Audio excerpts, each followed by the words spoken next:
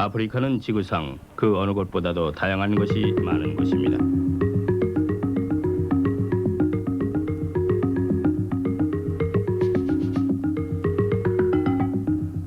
민족학적, 지리적, 생물학적으로 다양성이 복합적으로 많이 나타나며 구성원이 크게 다릅니다.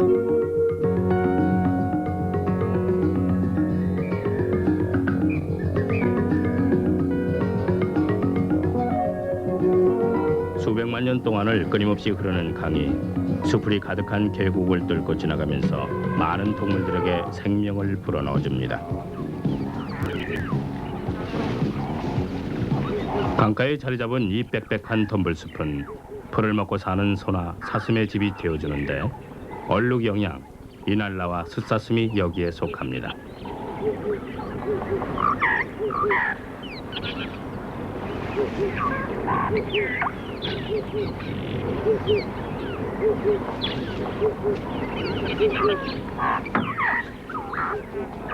이곳은 또한 아름다운 새들의 집이기도 합니다. 아프리카의 생태계를 더 자세히 나타내주는 새의 종류죠.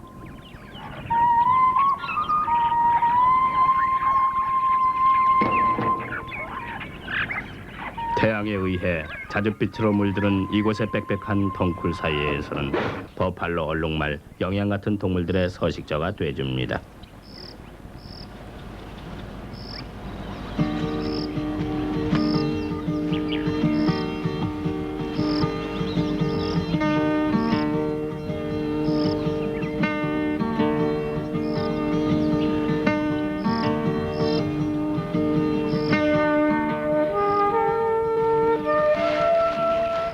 코끼리도 덤불숲을 해치우는 일에 한 몫을 합니다. 크게 자란 덤불, 즉 나무 같은 것이 그들의 먹이에 많은 양을 차지하기 때문이죠. 자신의 서식처를 바꾸는 것이 인간과 비슷하긴 하지만 그들이 파괴를 하는 건 절대 아닙니다. 나무를 넘어뜨림으로 해서 작은 동물들의 길을 터주기 때문이죠.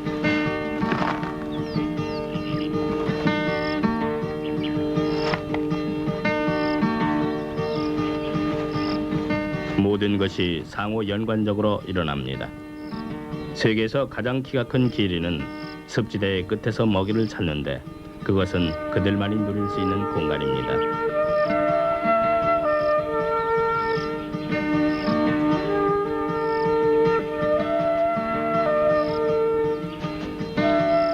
중요한 건 이들 동물들이 서로 경쟁을 안 한다는 점입니다. 더 낮은 곳에서 먹어야 하는 동물들은 먹이를 선별해서 먹는 게 버릇이 되어 있습니다. 완벽한 조각, 그림 맞추기처럼 잘 맞아떨어져서 완전하고 실용적인 생태계를 이루고 있습니다. 그러나 생태계가 효율적으로 작용되기 위해서는 균형이 잡혀야 합니다. 숫자와 동물에 따라 모든 생물은 자연의 한 부분이죠. 하얀 코뿔소가 이런 예입니다. 과거에는 멸종위기까지 갔던 것이 지금은 전혀 멸종위기에 처하지 않게 된 것입니다. 동물 중 가장 오랫동안 교미하는 코뿔소는 흥미로운 동물입니다. 이런 야생 동물들과 함께 표범이 서식처를 같이 하고 있습니다. 표범과 비슷한 육식동물인 치타는 빠른 속도로 먹이를 잡는 데에 가장 용이한 지대인 이 평원을 좋아합니다.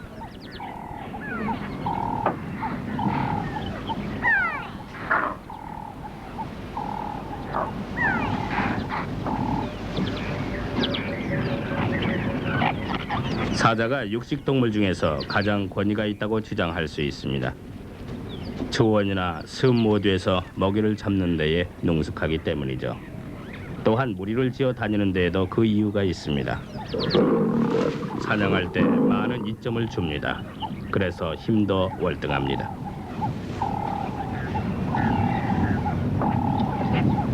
사자들의 사회 조직은 표범과는 너무나도 큰 대조를 이룹니다. 표범은 언제나 혼자 다닙니다.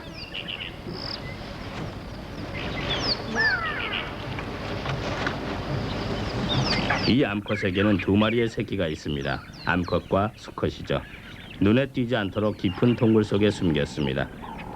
암컷은 새끼를 혼자 돌보는데 익숙하기 때문에 새끼를 조금만 낳습니다. 한 번에 두세 마리 정도죠. 암컷이 사냥 나갈 동안에 새끼는 동굴 속에 숨어 있습니다. 돌아오는 길에는 조용히 소리를 내서 새끼들에게 자신이 온다는 것을 알립니다.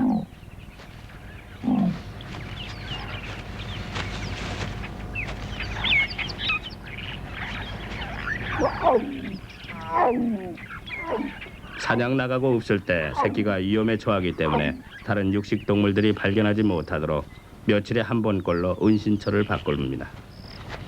사자나 하이에나로부터죠. 사자는 아프리카의 가장 큰 구경거리입니다. 지역을 지키는 건 수컷의 할 일입니다. 암컷들이 새끼를 낳고 사냥할 수 있게 보호해주는 것입니다. 수컷은 암컷이 배란기일 때 교미를 합니다. 그들은 3일에서 5일에 걸쳐서 최고 100번까지 교미를 할 수 있습니다. 3개월 보름 후에 새끼들은 태어납니다.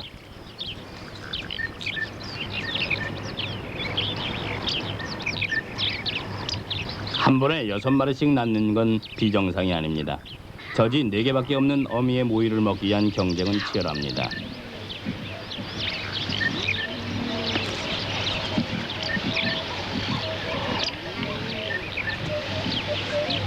새끼들은 우유가 나오는 암컷이라면 다 가서 먹습니다. 생존의 가능성을 높이기 위함입니다.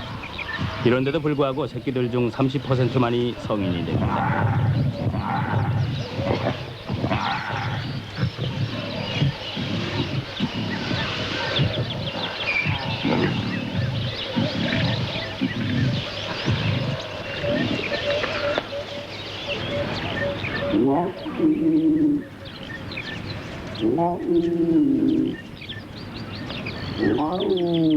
이 새끼는 뼈가 이상하게 되는 병으로 고통을 받고 있습니다. 살아날 가망이 하나도 없습니다. 어미는 새끼를 돌보려는 모생애와 무리를 움직여야 한다는 생각으로 갈등을 합니다.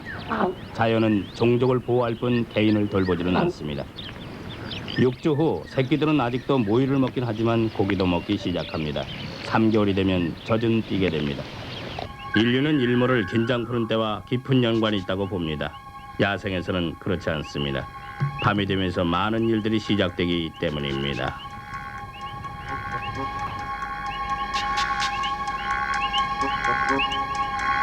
비늘이 많은 천산갑과 개미할기는 수려하는 양엉겅퀴라는 별명을 가지고 있습니다.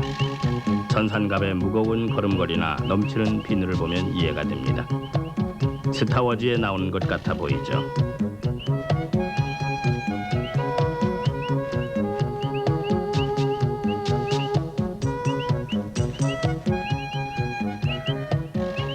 하지만 이 철갑을 뚫은 동물은 먹이를 먹는 양에 있어서 대단한 스타라고 할 수 있습니다.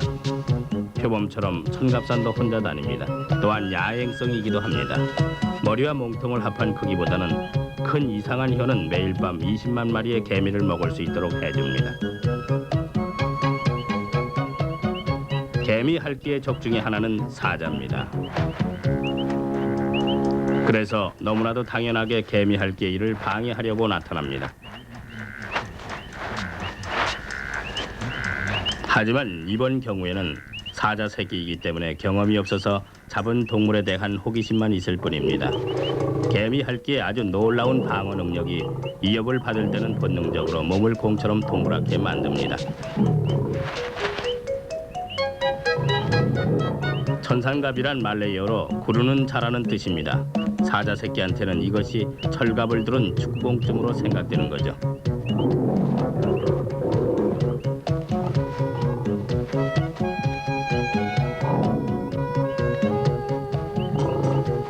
재미와 음식이 가득한 것으로 보이는 것입니다.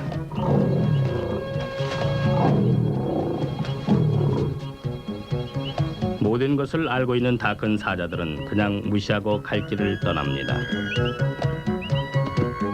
사자들이 관심을 잃고 떠나게 되면 천산갑의 인내심이 보상받게 됩니다. 다시금 개미를 찾기 위해 길을 떠날 수 있게 되는 거죠. 하지만 아프리카 밤의 모든 일들이 이렇듯 쉽게 설명되어지는 것은 아닙니다. 새끼를 굴 속에 숨겨놓고 나무를 오르는 표범과는 대조적으로 치타는 더 크고 강한 육식 동물들에게 공격받기 쉽습니다.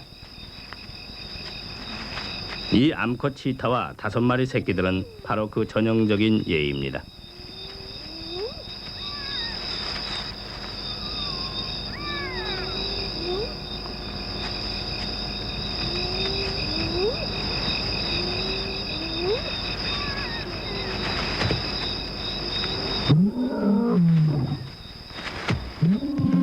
어둠을 뚫고 들려오는 사자의 울음소리가 그녀의 반사작용을 불러일으킵니다.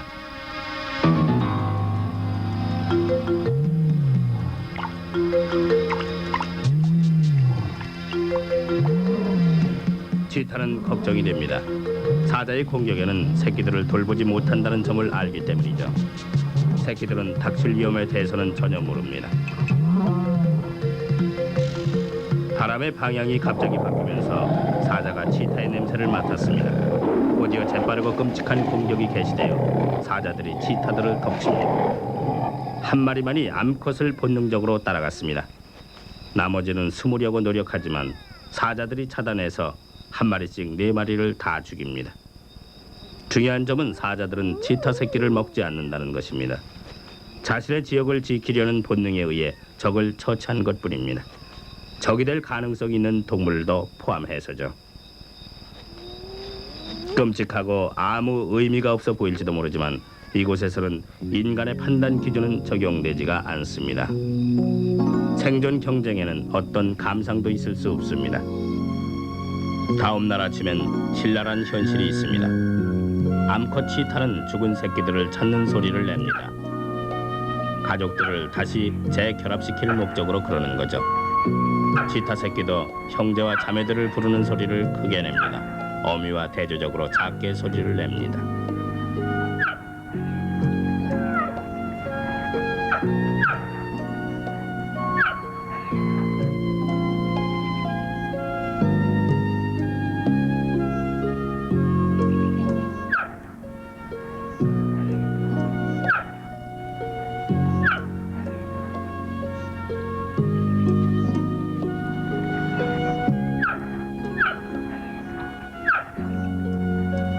오랜 시간 동안 어미는 새끼들을 부르는 소리를 끊임없이 냅니다. 새끼들이 영원히 대답 못하려는 것을 모른 채 말입니다. 다시는 못 돌아온다는 걸 모르고 있죠.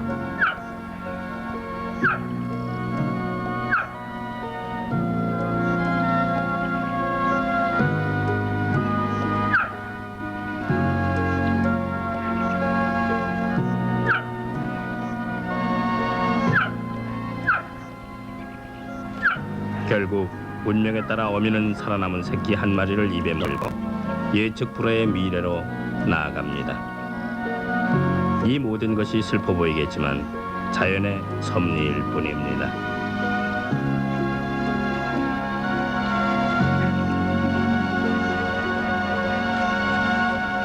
치타의 새끼들은 어미에게서 사냥하는 법을 배워야만 합니다.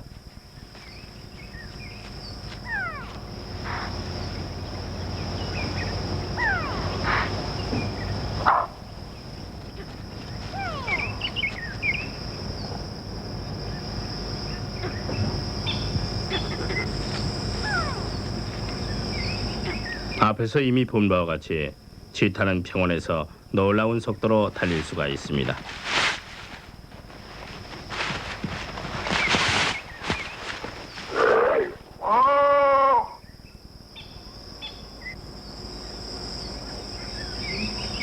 지금 보시면 어미가 새끼들에게 사냥 방법을 가르치는 것이 나옵니다.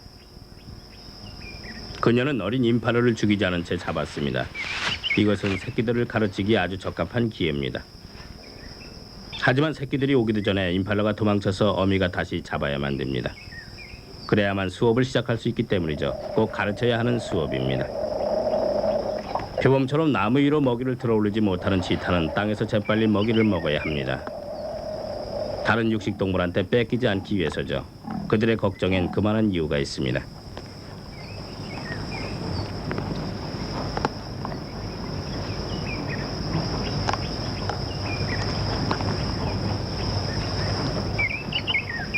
소리를 들은 암컷 표범이 나타났기 때문입니다. 좀 놀라울지도 모르지만 혼자 다니는 표범은 치타 4마리를 쉽사리 쫓아버립니다. 다시 한번 육식동물의 먹이 사슬을 증명해주는 것이죠. 은 상금을 들고 떠납니다. 뒤로 불만스러워하는 치타들을 남긴 채. 언제나처럼 표범은 편안하게 먹이를 즐기기 위해 나무 위로 올라갑니다. 이 모든 것이 표범의 사냥 실력을 실제로 보여주는 것입니다. 또한 기회주의자이기도 하죠.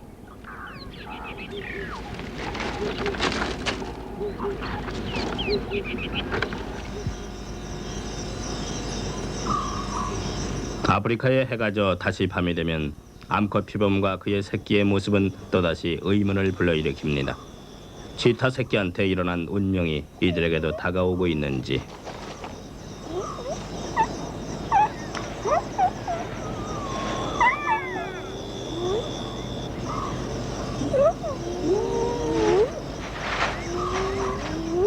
위험은 있지만 생존의 본능을 가진 표범은 어려서도 치타의 본능보다는 한 단계 위입니다.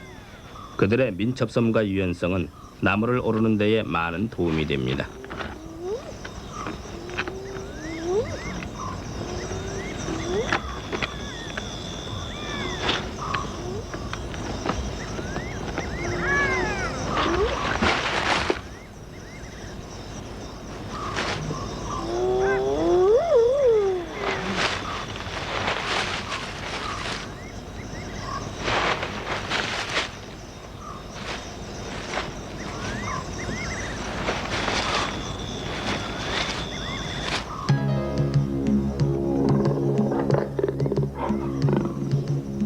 새끼들은 손에 닿지 않는 나무 위로 재빨리 오릅니다. 그동안 어미는 하이에나를 겁주기 위해 계속해서 으르렁거립니다. 성질상 어미는 하이에나와 접촉을 피합니다. 언제나 전문성을 띤 어미는 헛수고를 절대 안 합니다. 불필요한 모험도 안 합니다. 필요한 건 그를 쫓는 것뿐입니다. 볕 달린 프랭클린처럼 재빠른 새는 새끼들이 먹이를 미행하여 잡기에는 좋은 상대가 됩니다. 어차피 어디엔가부터 시작을 해야 하니까요. 겨우 생후 3개월이지만 이 기술들은 나중에 매우 중요한 것들이 됩니다.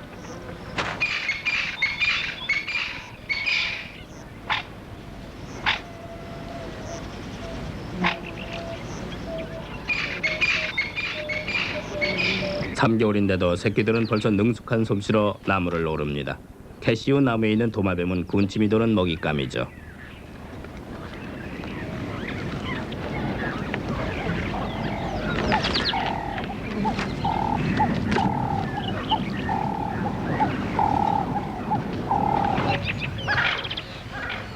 놀이를 하는 동안 미행술과 덮치는 기술이 향상됩니다.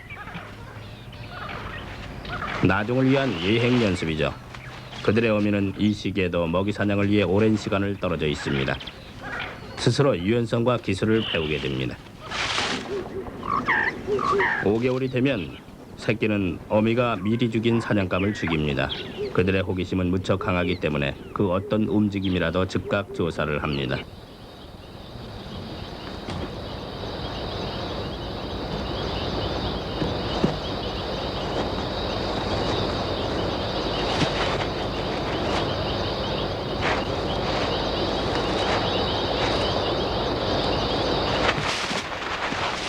수컷 새끼가 산토끼를 잡았습니다.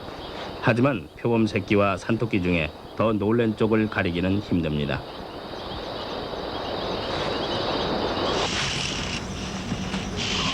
이 시기에 표범 새끼는 아프리카에서 가장 큰 설치류 동물의 하나를 접하게 되는데 뾰족뾰족한 형성을 하고 있습니다. 바늘을 길게 세운 채 방어를 하고 있는 고슴도치입니다. 삶에 대한 것을 직접 배워야만 합니다.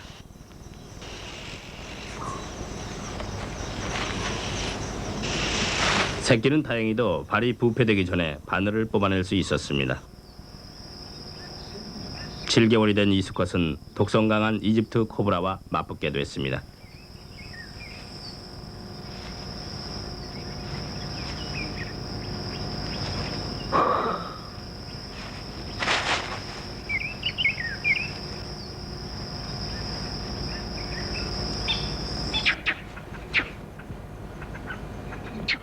이 나이에 재빠른 원숭이를 잡은 건 아주 잘한 겁니다.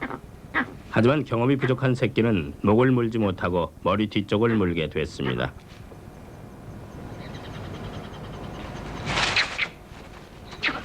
그 덕분에 원숭이는 하루를 더 살 수 있게 됐습니다. 표범 새끼에게 소리를 지르면서 말이죠. 표범과 치타를 비교해보면 다음 내용에서 그들의 차이점을 확실히 볼 수 있습니다. 본능적인 육식동물인 표범과 수업을 받아서 사냥하는 치타의 차이죠. 거북이가 그늘에 누워있는 치타의 옆을 느릿느릿 지나갑니다. 치타는 거북이를 완전히 무시합니다. 하지만 표범은 본능에 의해서 사냥을 하기 때문에 움직이는 동물은 언제나 조사를 해야만 합니다. 목적은 사냥이죠. 다른 거북이일 수도 있습니다. 이 경우엔 경첩이 등에 달린 거북이입니다. 표범의 본능은 변하지 않습니다.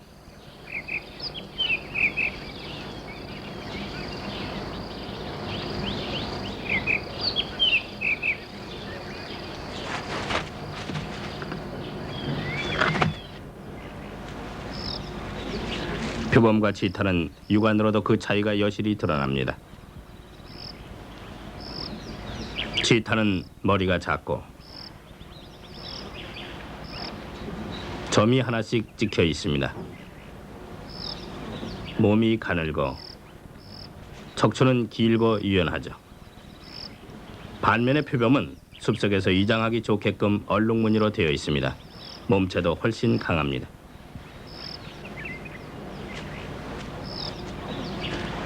치타의 갈색 눈동자 주위에는 검은 털로 선이가 있고 연한색의 눈동자를 가진 표범은 밤눈이 더 밝습니다. 치타는 발을 오므리지 못하여 단거리 달리기 선수에 스파이크 같은 기능을 하는 반면에 표범은 발을 오므릴 수 있는데 먹이를 잡거나 나무를 오를 때는 밖으로 나옵니다.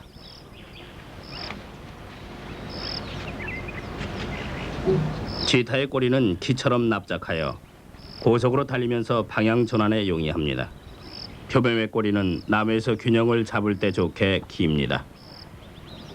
모든 고양이과의 동물이 그렇듯이 치타나 표범은 계속해서 몸을 핥아 단장을 합니다. 그 이유는 부패되어 가거나 날걸로 먹는 고기에 있는 기생물에 감염될 가능성이 높기 때문입니다.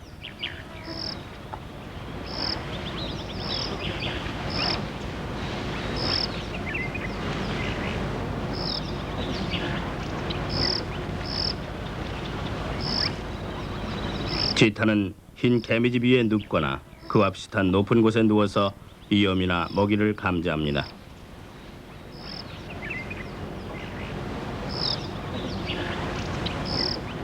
표범도 같은 이유로 비슷하게 행동합니다.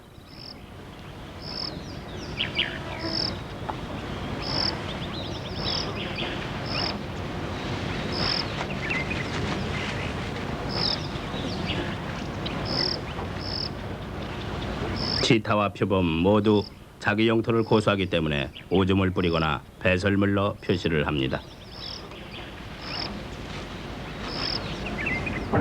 치타는 새와 비슷하게 우는 반면에 표범은 톱질하는 소리처럼 웁니다.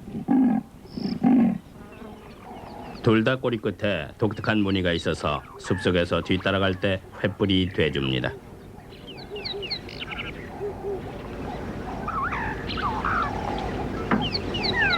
치타는 보통 끝이 검정색이어서 들판을 계속해서 가다 보면 흐릿해집니다. 짧은 거리에서 먹이를 시속 100km로 쫓을 때 그렇습니다.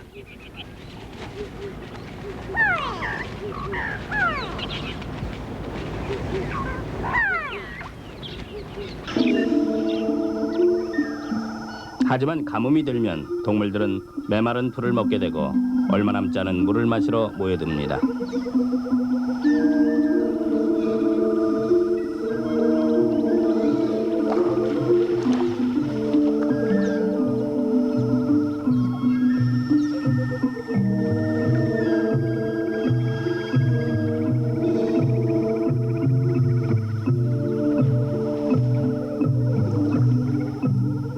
적응력은 생존하기 위해 필수적인 겁니다. 오늘날 아프리카에서 살고 있는 동물들은 어려운 처지에도 적응을 한 동물들입니다.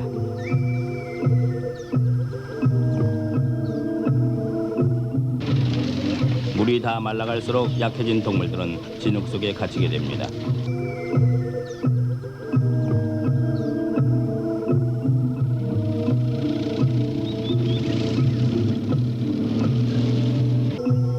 보통 풀을 먹는 홍멧돼지들도 살기 위해서는 죽은 동물의 고기를 먹을 수밖에 없습니다.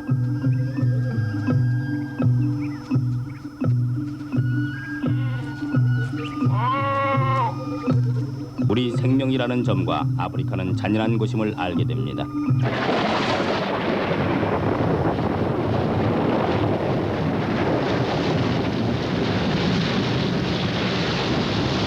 드디어 목마른 땅을 적시기 위해 비가 옵니다.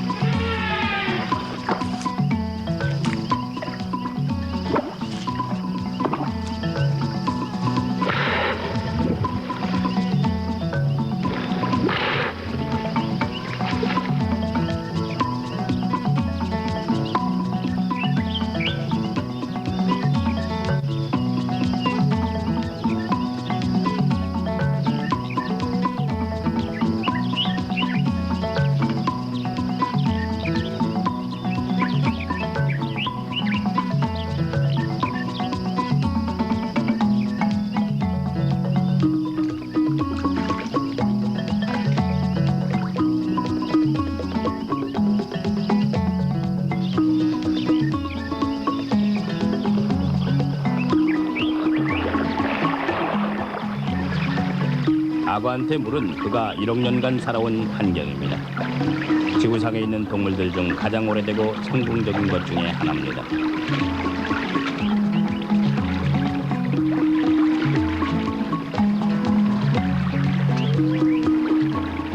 다른 모든 파충류와 마찬가지로 악어는 자신의 열을 조절할 수 없기 때문에 많은 시간을 태양 아래서 보냅니다. 그리고 입을 열면 공기가 안으로 들어가서 몸의 온도를 다시 내려줍니다. 하마는 강의 생태계 중 중요한 요소입니다.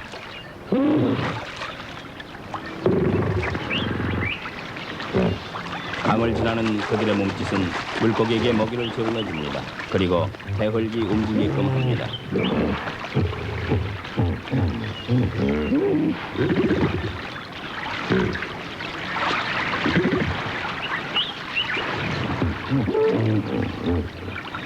지역 경쟁이 심한 하마들은 지배력을 갖기 위해 심하게 싸웁니다. 그래서 사망에도 이를 수 있는 심한 상처를 내기도 합니다.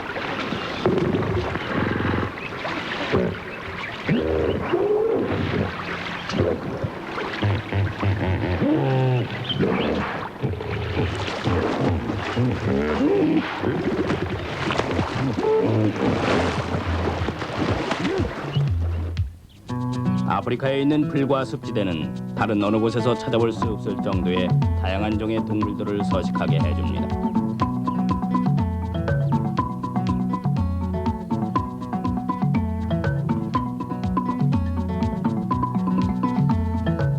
각기 다른 지대에서 서식하는 동물들은 성공적인 공생관계로 서로를 보완해 나가는 동물들의 진화에 의해 드디어 균형이 이루어졌습니다.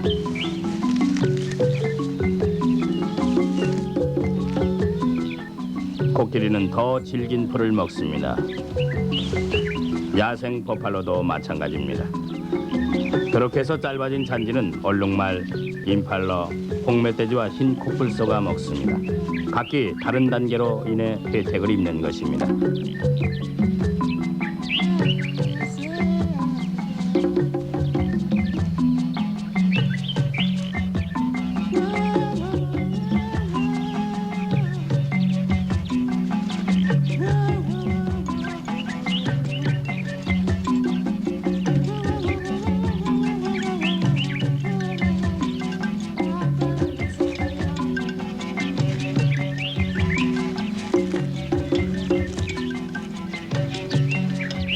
포크처럼 생긴 꼬리를 가진 트롱보와 버철 스탈링은 풀을 뜯는 동물에 의해 모습이 나타나는 벌레들을 먹습니다.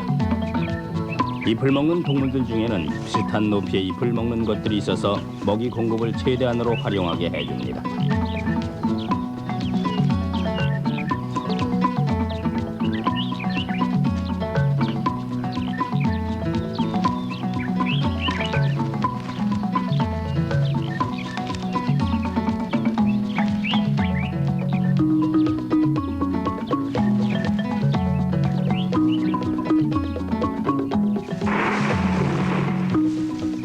코끼리가 나무를 넘어뜨리는 건 언제나 파괴적인 일만은 아닙니다.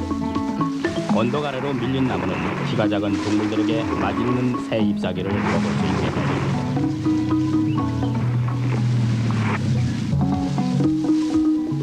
코끼리들은 이런 식으로 습지대에 길을 열어서 다른 동물들에게도 기회를 주게 됩니다. 넘어진 나무는 잔디의 색을 더욱 좋게 만들 수도 있습니다. 씨가 있는 부분을 보호해주기 때문입니다. 코끼리는 튼튼한 코를 가지고 있어서 나무 껍질을 벗길 수 있게 해줍니다. 그들의 다이어트에는 아주 필수적인 부분입니다.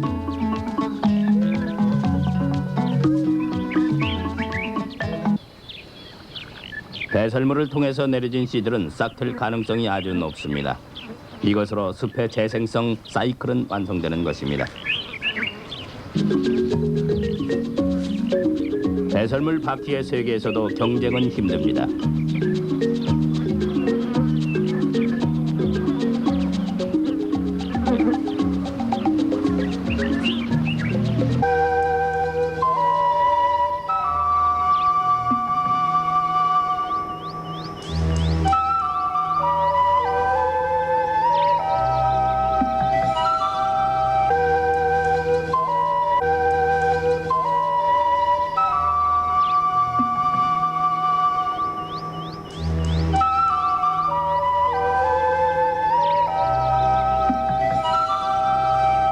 자연은 또한 움직임입니다.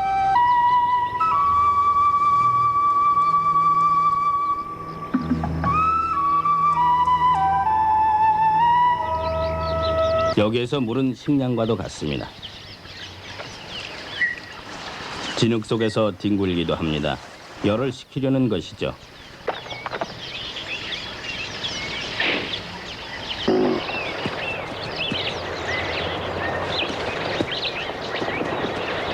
인간은 수백만 년 동안 사냥을 해왔습니다. 그래서인지 동물들은 본능적으로 인간을 무서워합니다.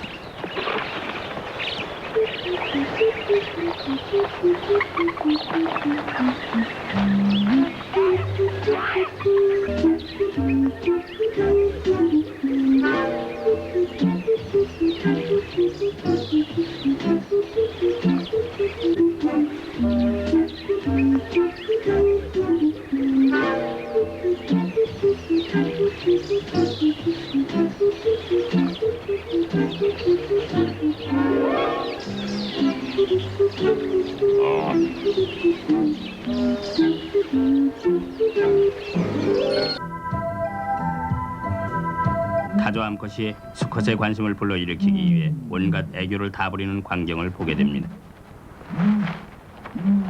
번식 시기가 되면 수컷의 붉은 불이 달이 깃털이 밝은 빛깔을 띠게 됩니다. 수컷도 암컷에 못지않게 적극적으로 관심을 보입니다.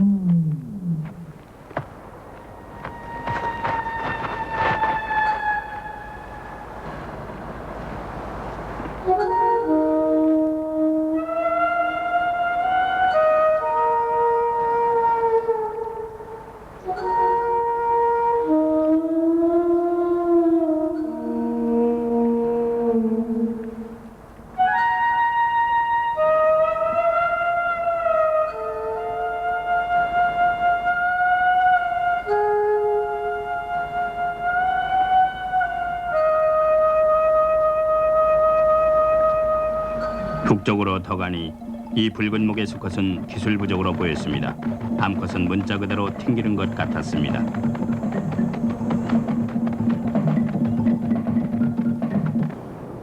완전히 주위에 맞춰 색깔을 바꾼 타조를 발견했습니다. 그 타조는 알을 품고 있으리라 추측됩니다.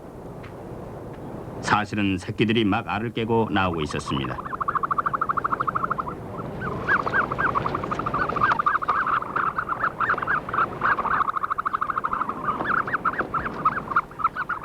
(44일간) 알을 품은 뒤 새끼는 유아 이빨로 알을 깹니다.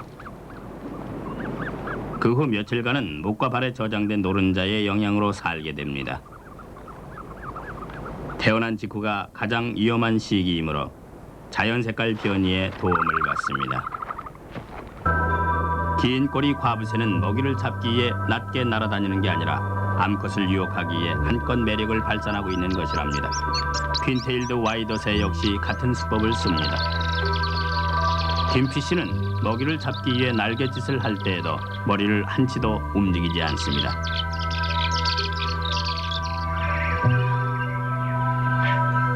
날갯짓의 왕인 벌새는 자그마치 일주에 78번의 번뜩이는 날갯짓을 합니다. 몸무게의 3분의 1%가 근육의 무게랍니다. 유일하게 뒤로도 날 수 있습니다. 세상에서 제일 작은 새인 이 벌새는 무게가 1대 20아운스이며 자기 몸무게의 50%에 해당되는 넥타를 매일 섭취합니다. 날 수 있다는 것은 식량이 풍부한 곳으로 찾아갈 수 있다는 이점을 안겨줍니다.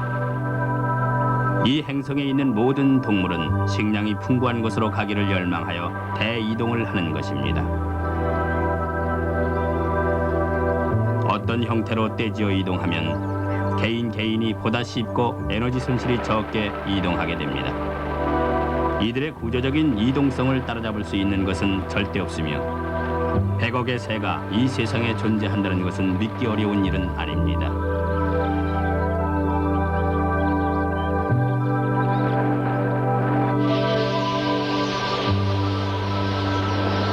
빨간 필트 크리어가 500만의 숫자가 넘는 대군단을 이끌고 이동하는 새들입니다. 전 세계적으로 약 15억 마리가 살고 있다고 합니다. 아무리 인간이 추적을 한다 해도 이들 새는 농작물을 찾아 전 세계로 날아다닐 것이며 숫자를 돼갈 것이라 생각됩니다.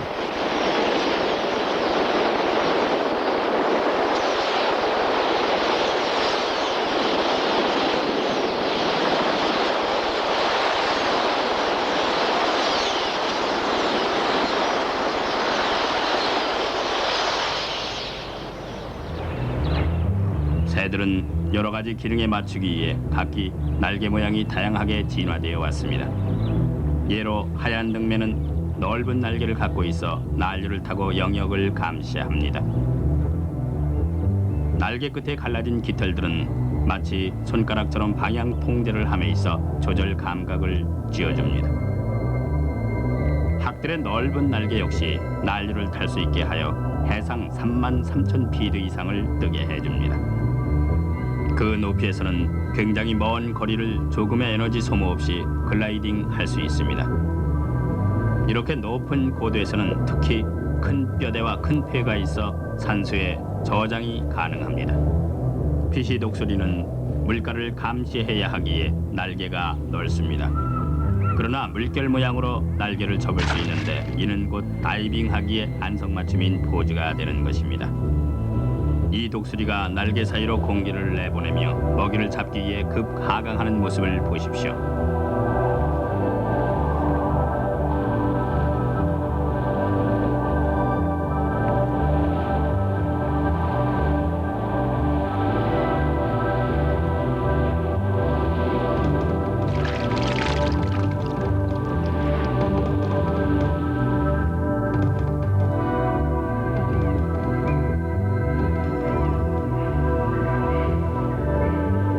독수리는 짧은 날개와 긴 꼬리로 서식지인 숲속에서 방향 회전이 용이합니다. 낮게 날수록 먹이를 잡을 확률이 크니까요.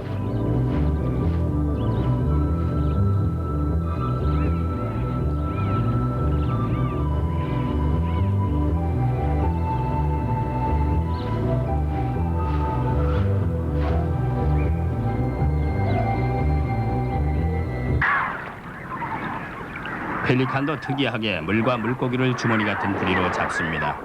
물은 옆으로 흘러나가게 되고 불운한 물고기만 남게 되죠.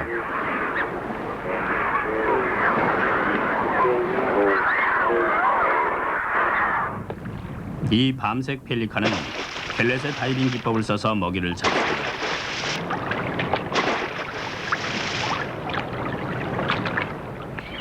크라운 독수리도 숲속의 사냥꾼이죠.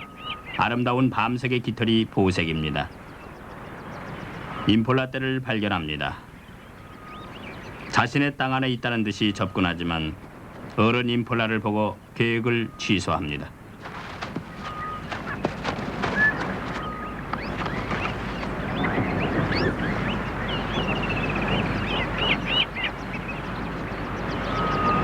차라리 혼자 있는 사슴새끼가 쉬워 보입니다.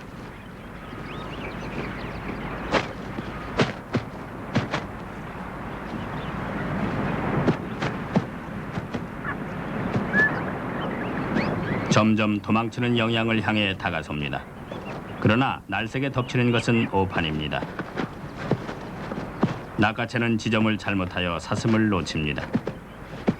크라운 독수리는 아프리카에서 그 크기로는 가장 강한 새입니다. 작은 퓨리를 잡기 위해 튼튼한 다리를 갖도록 진화됐으며 자기 몸무게의 6배나 되는 영양들도 잡기도 합니다. 균형을 위해 새 생명이 태어납니다. 다시 또다시.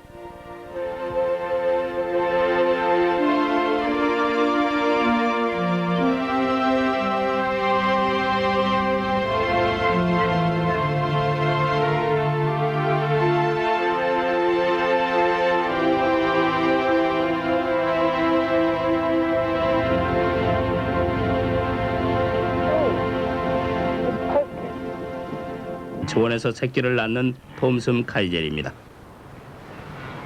카이젤은 1년에 2번 새끼를 낳습니다.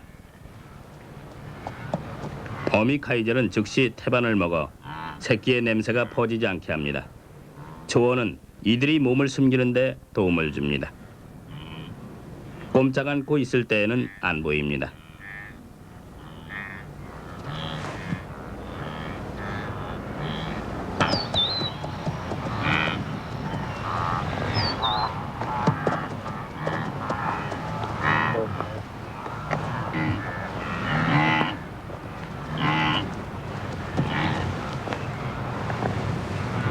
이곳의 우두머리인 치타들입니다. 그들의 영역 내에선 나무 등을 타고 올라가 먹이를 찾아봅니다.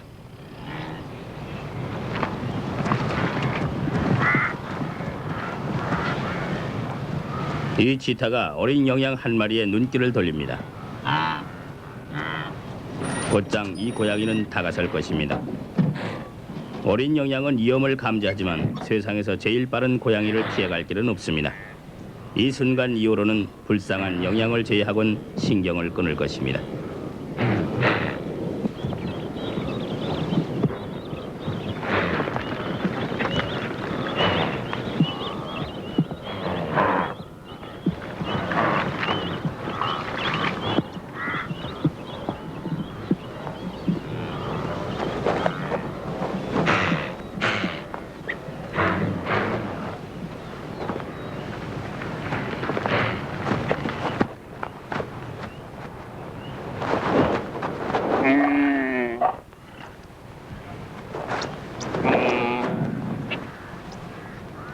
저를 감동시킨 것은 어린 영양의 대담한 용기였습니다.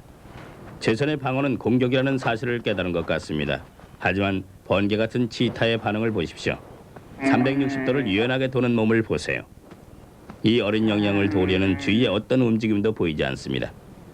유명한 목조르기를 보여줍니다. 치타의 이빨은 다른 동물들보다 짧기 때문에 먹이가 죽을 때까지는 시간이 약간 더 걸립니다.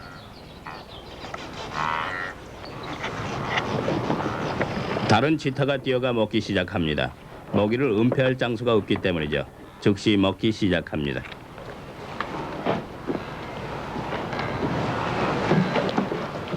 그 순간 여러 독수리들이 떼로 몰려오기 시작합니다. 치타는 낮에 경장자들의 활동이 가장 적기 때문에 주로 낮에 사냥합니다. 하지만 독수리 떼에겐 이런 요인이 이점이 돼줍니다. 끊임없는 경쟁이 치타와 공중의 불황아들 사이에 일어납니다. 치타들이 대충 다 먹었다고 느끼자 독수리들이 다가서기 시작합니다. 치타가 마지막으로 먹이를 보호하려고 움직이다가 곧 포기합니다.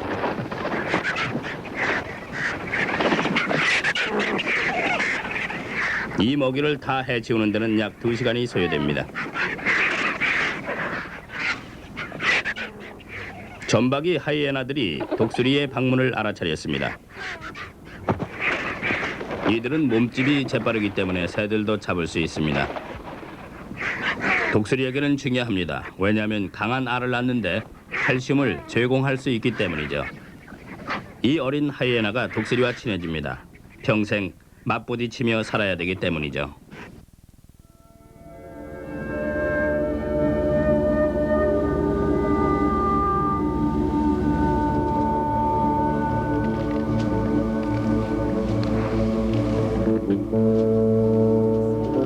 이곳에서 평화로운 풍경을 우리는 보게 됩니다. 코끼리는 어미를 잘 따르는 동물입니다.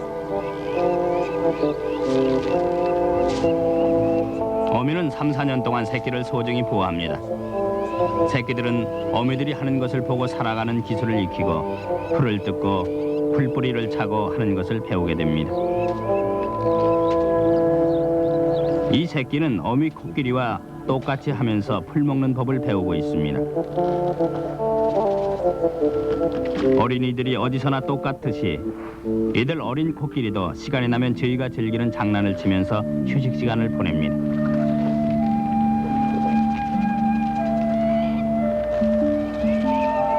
오후 늦은 시간이 되면 이들 무리는 웅대한 킬리만자로 산을 향해 머리를 돌리고 황을 한 듯이 가만히 쳐다봅니다.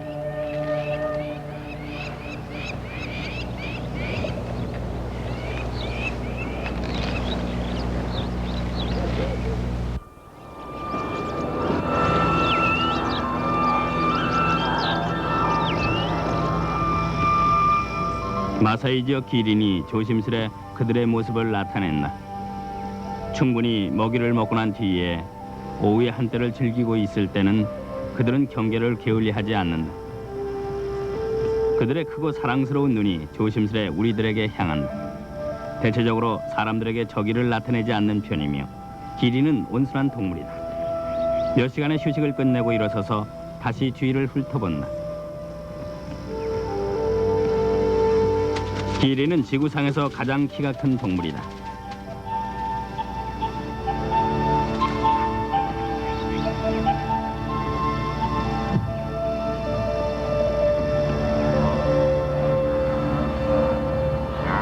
들소는 아프리카의 동물들이며 그들의 집단을 이루고 사는 동물들 중에 하나이다.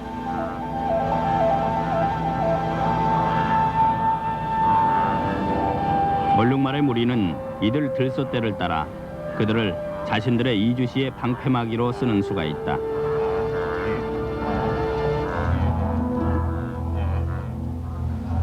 마라는 이들 초식동물의 대이동으로 유명하다. 매년 5월 한 달간에 걸쳐 200만 마리의 들소가 그들의 먹이가 있는 초원지대를 찾아 질서정연하게 이동한다. 그 이동 방법에는 일정한 법이 있어서 질서 지키기로도 유명하다.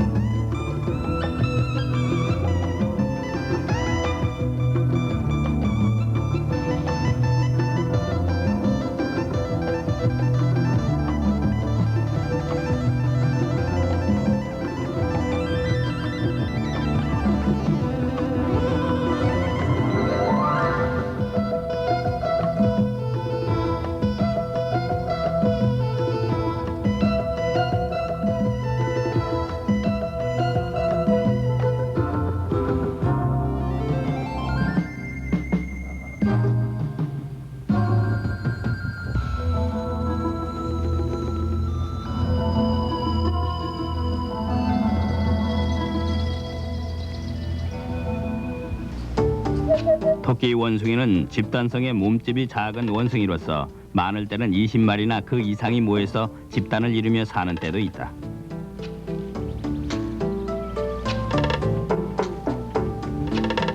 집단의 질서는 잘 잡혀 있어서 어른과 새끼들의 집단 내 역할도 확실하다.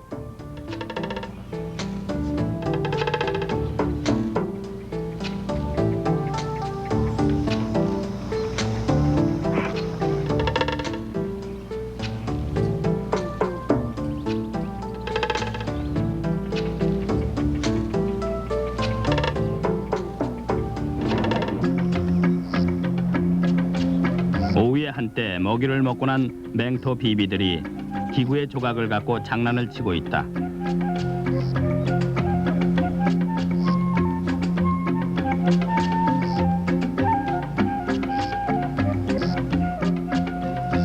이들은 집단 생활을 하며 힘이 센 차례로 사회의 질서를 이뤄나간다. 겉보기에는 매우 온순하고 평화롭게 사는 듯이 보이나 신경질이 많으며 잘못 건드리면 무척 위험한 동물이다.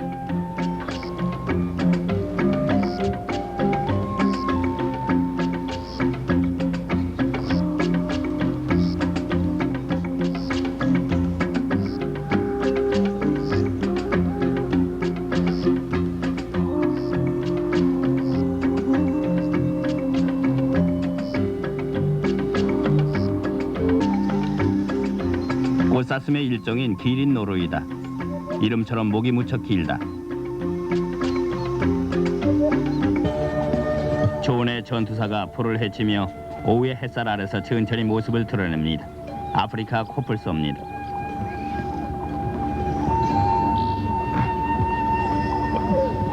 앞을 향한 그 뿔은 가죽이 변해서 된 것이나 진짜 뼈처럼 단단해서 위험하기 짝이 없습니다. 그들의 힘과 성격 때문에 그들에게는 적당한 친구가 없으며 항시 혼자서 단독 행위를 하면서 살아갑니다.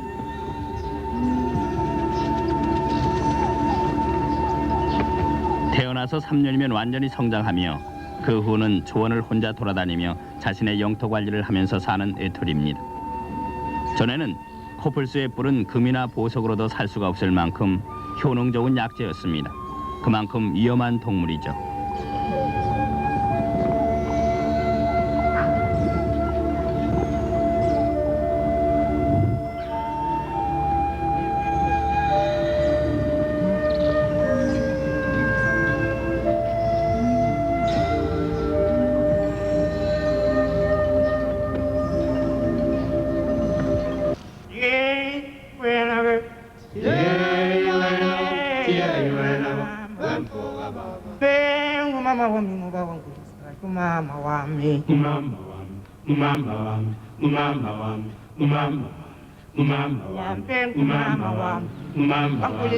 Mama,